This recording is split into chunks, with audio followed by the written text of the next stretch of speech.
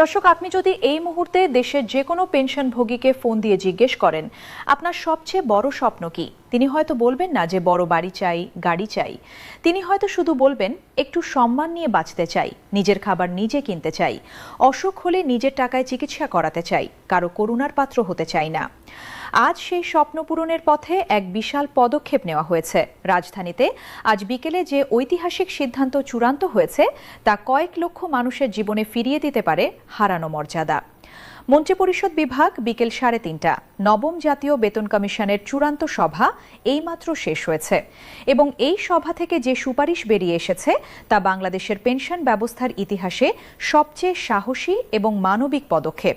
কারণ এবার প্রথমবারের মতো একটি বেতন কমিশন শুধু চাকরিজীবীদের কথা ভাবেনি যারা অবসরে আছেন, যারা একসময় এই দেশের মেরুদণ্ড ছিলেন, তাদের কথাও ভেবেছে গভীরভাবে। প্রথমেই বলি যে তথ্যটি শুনে আপনি হয়তো চেয়ারে হেলান দিয়ে বসবেন। নিম্ন আয়ের পেনশনভোগীদের পেনশন দ্বিগুণ করার সুপারিশ করা হয়েছে। শুনতে কল্পকাহিনীর মতো লাগছে, কিন্তু এটাই বাস্তব।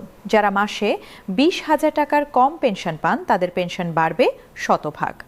যিনি আজ 6,000 টাকায় কোনো মতে দিন চালান, কাল তিনি পাবেন 12,000। যিনি 14,000 টাকায় মাস কাটান তিনি পাবেন 28,000। যিনি 19,000 পান তার হাতে আসবে 38,000 টাকা। আমি একটি সত্য ঘটনা শেয়ার করি। সপ্তাহ দুয়েক আগে এক পেনশনভোগীর সাথে কথা হয়েছিল। তিনি একসময় একটা সরকারি স্কুলের 4র্থ শ্রেণীর কর্মচারী ছিলেন। আয়া ছোট ছোট বাচ্চাদের দেখাশোনা করতেন, তাদের হাত মুখ ধুয়ে দিতেন, খাওয়াতেন। 32 বছর এই কাজ করেছেন। এখন তার বয়স 73। একা থাকেন। পেনশন 5,500 টাকা। তিনি বলেছিলেন, দিদি, মাসের প্রথম সপ্তাহে একটু ভালো খাই, দ্বিতীয় সপ্তাহে কমিয়ে দিই, তৃতীয় সপ্তাহে আরও কমিয়ে দিই, চতুর্থ সপ্তাহে শুধু ভাত আর লবণ খেয়ে থাকি। এভাবে চলে মাস। কখনো কখনো ভাবি এই কষ্ট নিয়ে বেঁচে থাকার মানে কি। আজকের সিদ্ধান্ত সেই আয়ার জীবন পাল্টে দেবে। তার পেনশন হবে 11,000 টাকা, প্রায় দ্বিগুণ। এই অতিরিক্ত 5,500 টাকা মানে তিনি এখন মাসের শেষ সপ্তাহেও ভাত ডাল খেতে পারবেন, কিছু ওষুধ কিনতে পারবেন, একটু মর্যাদা নিয়ে বাঁচতে পারবেন। কমিশন এবারে একটা অসাধারণ দক্ষতার পরিচয় দিয়েছে। তারা জানেন যে একজন যিনি 5,000 টাকা পেনশন পান আর একজন যিনি 50,000 টাকা পান, এই দুজনের সমস্যা এক নয়। তাই তারা পেনশনভোগীদের 3টি আলাদা শ্রেণীতে ভাগ করেছেন এবং প্রত্যেক শ্রেণীর প্রকৃত প্রয়োজন অনুযায়ী বৃদ্ধি নির্ধারণ করেছেন। যার হাতে সবচেয়ে কম তাকে সবচেয়ে বেশি চেয়ে বেশি। এটাই তো ন্যায় বিচারের মূল মন্ত্র।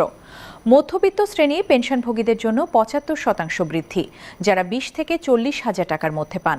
এই মানুষগুলো প্রতিদিন লড়াই করেন নীরবে। তারা কাউকে বলেন না তাদের কষ্টের কথা, কারণ তারা জানেন না তারা এতটা গরিব যে সবাই সাহায্য করবে, না এতটা ধনী যে চিন্তামুক্ত থাকবেন।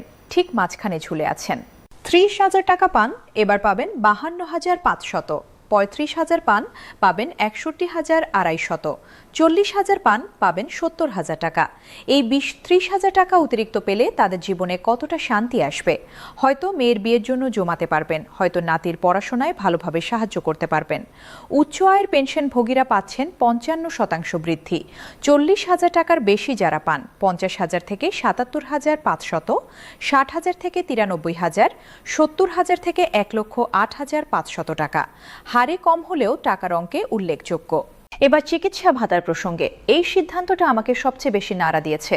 একজন 80 বছরের মানুষের জীবনের সবচেয়ে বড় চিন্তা কি জানেন? খাবার নয়, ঘর নয়। চিন্তা হলো অসুস্থ হয়ে পড়া। কারণ অসুস্থ হলে চিকিৎসা লাগবে, আর চিকিৎসায় টাকা লাগবে। প্রতিদিন ওষুধ খেতে হয়, ডায়াবেটিসের, প্রেশারের, হার্টের, কিডনির, জয়েন্টের ব্যথার।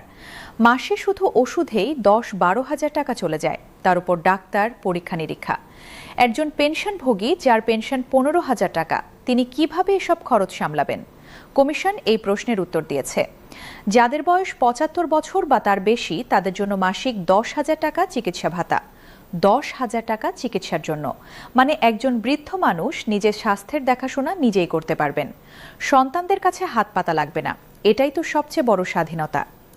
যাদের বয়স 55 বছরের কম, তাদের জন্য 5,000 টাকা চিকিৎসা ভাতা। বয়সের সাথে চিকিৎসা খরচ বাড়ে, তাই এই যৌক্তিক পার্থক্য। চাকরিজীবীদের জন্য সুসংবাদ রয়েছে।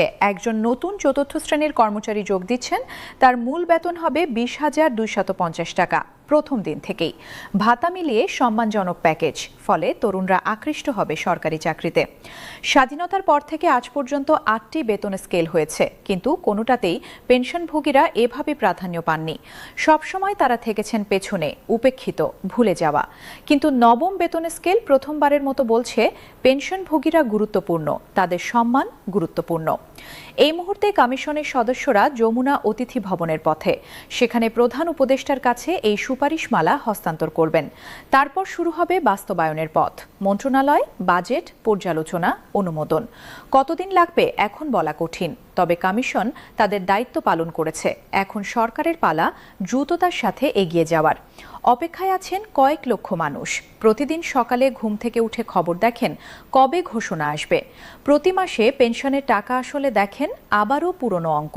হতাশ হন, কিন্তু এবার তাদের অপেক্ষার শেষ হবে। এই মানুষগুলো কারা?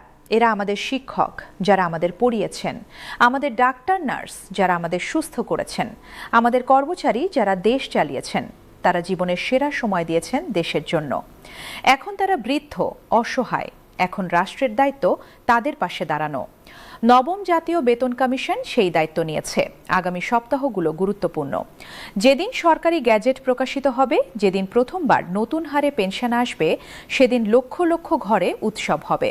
কেউ কাঁদবেন আনন্দে, কেউ আল্লাহর শুকরিয়া আদায় করবেন, কেউ পরিবারকে ডেকে বলবেন, দেখো আমাদের দিন বদলেছে। আজকের এই সংবাদ শুধু একটা তথ্য নয়, এটা আশা, এটা বিশ্বাস, এটা প্রমাণ যে রাষ্ট্র যদি চায় তাহলে মানুষের হারানো সম্মান ফিরিয়ে দিতে পারে।